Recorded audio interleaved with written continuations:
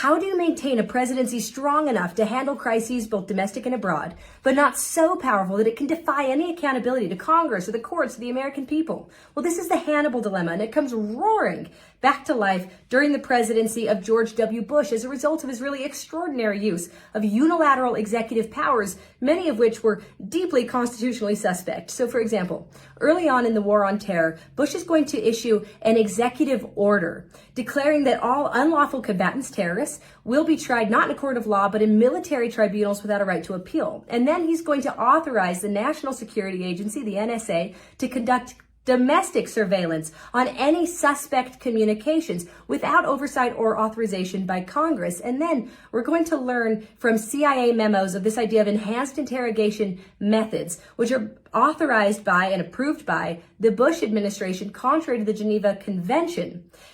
Congress is finally going to push back here in 2005 and pass a bill. In the signing statement for that bill, Bush is going to argue for this theory of a unilateral executive, basically saying that Congress has no power to restrict the authority of the president to command executive department officials and employees as he sees fit. And as a result, he is going to interpret and maybe refuse to enforce as many provisions of this and other bills as he sees fit. He's really trying to insulate the executive branch from any oversight from Congress or the courts, particularly on matters of war and national security.